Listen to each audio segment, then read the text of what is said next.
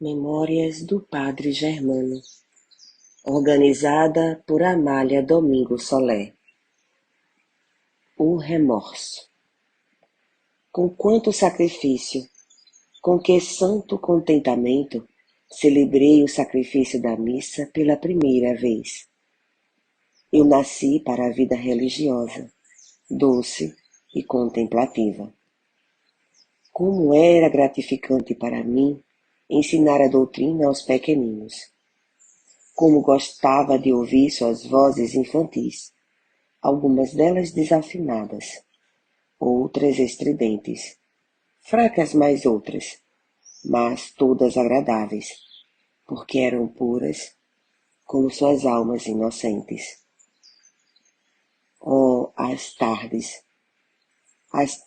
de minha aldeia, estão sempre vivas em minha memória. Quanta ternura! Quanta poesia havia para mim naqueles momentos em que deixava meu amado breviário e, acompanhado por meu fiel sultão, caminhava até o cemitério para orar, diante da cruz de pedra, pelas almas dos fiéis que dormiam em torno a mim. As crianças me seguiam à distância e esperavam por mim à porta da casa dos mortos. Quando terminava minhas orações, deixava a mansão da verdade e, lembrando-me das palavras divinas de Jesus, eu dizia: venham a mim os pequeninos. E um grande grupo de crianças me cercava carinhosamente e me pedia para contar-lhes histórias. Eu me sentava à sombra de uma respeitável oliveira. Sultão se jogava sobre meus pés e as crianças se divertiam, primeiro em puxar as orelhas do meu velho companheiro, que sofria resignado aquelas provas de afeição infantil e travessuras alegres. Eu deixava que o fizessem. Me sentia feliz em ver-me cercado por aquelas criaturas inocentes que me olhavam com admiração ingênua, dizendo uma para as outras: vamos brincar de fazer o sultão de morto, que o padre não nos repreenderá. E meu pobre cachorro se deixava arrastar pela grama, merecendo no final em recompensa por sua condescendência que todos os garotos lhe dessem algo de seu lanche. Então, uma vez restabelecida a ordem, todos se sentavam ao meu redor e escutavam atentamente o acontecimento milagroso que eu lhes contava. Sultão era o primeiro a dar o sinal para sair. Se levantava, incomodava os pequenos com saltos e corridas, e voltávamos todos para nossas casas acolhedoras. E assim passei muitos dias, muitos meses de paz e amor, ignorando que houvesse criminosos no mundo. Mas, ai de mim, a morte levou o padre Juan, e então me tornei responsável por aquela paróquia. E novas tarefas vieram perturbar o sono das minhas noites e a tranquilidade dos meus dias. Sem perceber por quê, sempre recusei a confissão dos pecados alheios. Considerava um fardo muito pesado o guardar segredos dos outros. Minha alma, franca e ingênua, se sobrecarregava com o peso de 1000 culpas e tinha medo de aumentar o fardo com os pecados dos outros. Mas a morte do padre Juan obrigou-me a aceitar na corte da penitência, ou melhor, da consciência humana. E então a vida me deixou horrorizado. Quantas histórias tristes, quantos erros, quantos crimes, quanta iniquidade. Uma noite, oh, eu nunca vou esquecer aquela noite. Eu estava me preparando para descansar, quando o sultão se levantou inquieto, me olhou atentamente, inclinou suas patas dianteiras no braço da minha poltrona e parecia dizer-me com seus olhos perspicazes: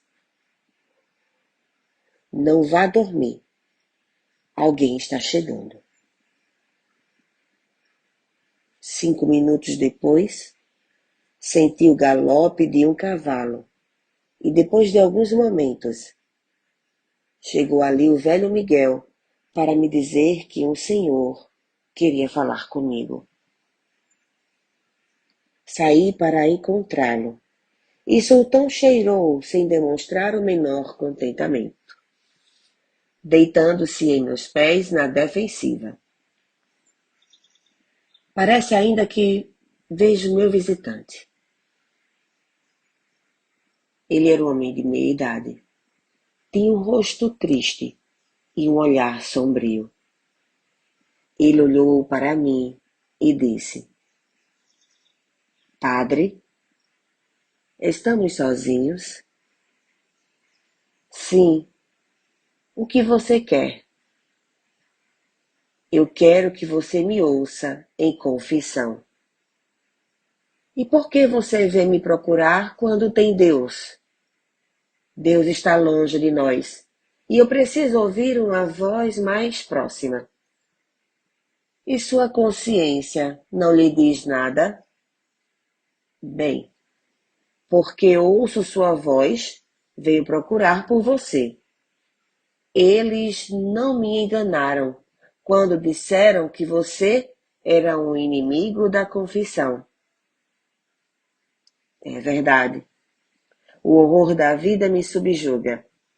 Não gosto de ouvir mais do que as confissões de crianças, porque seus pecados fazem os anjos sorrirem. Padre, me escute, porque é uma obra de caridade dar conselhos àqueles que os pedem.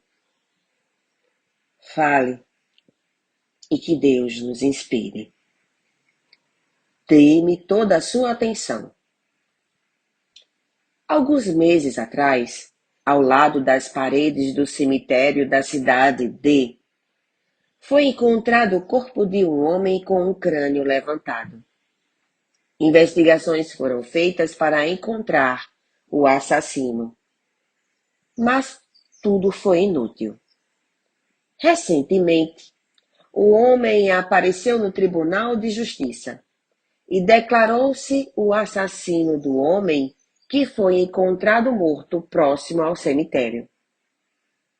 Eu sou o juiz dessa causa. A lei o condena à morte. Sua afirmação é respondida e eu não posso condená-lo.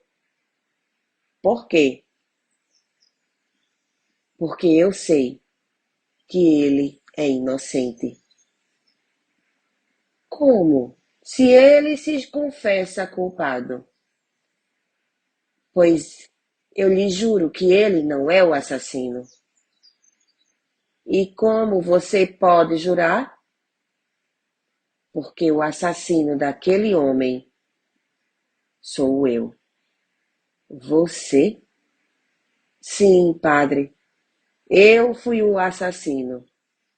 É uma história muito longa e muito triste. Só lhe direi que me vinguei com minhas próprias mãos e que a honra de meus filhos depende do meu segredo. Mas minha consciência não pode tolerar a assinatura da sentença de morte de um homem que eu sei que não é culpado. Esse infeliz sofre de algum distúrbio mental? Não, não. Sua cabeça está perfeitamente organizada. Tentei me valer do recurso de catalogá-lo como louco, mas a ciência médica me negou. Então, não tenha remorso em condená-lo, que o remorso de outro crime o terá feito dar esse passo. Ninguém dá a sua vida à justiça sem ser o que é chamado de assassino. Volte tranquilo. Cumpra a justiça humana, que os remorsos deste desventurado o encarregaram de que se cumpra a divina. Prometo-lhe falar com este infeliz, e para sua paz, direi o que você me confia. E quanto a você, não esqueça o quinto mandamento da lei de Deus que diz: não matarás. Minha intuição não me enganou. Quando alguns dias depois falei com o acusado em seus últimos momentos, eu lhe disse: fala que Deus te ouve. Então, imerso em lágrimas, ele me disse: meu padre, como é triste a vida de um criminoso. Há 10 anos atrás, eu matei uma pobre jovem, e sua sombra tem sempre me perseguido.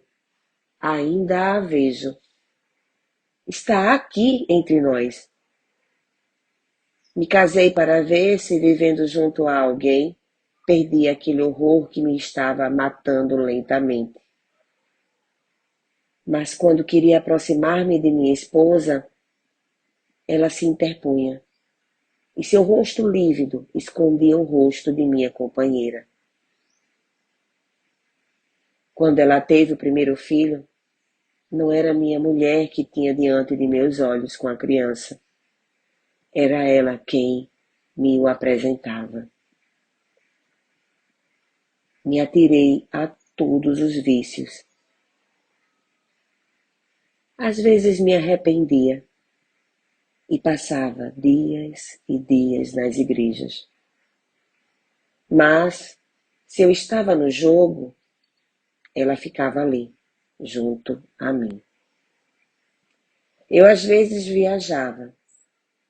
Se eu ia ao templo, ela se postava diante de todas as imagens. Sempre ela.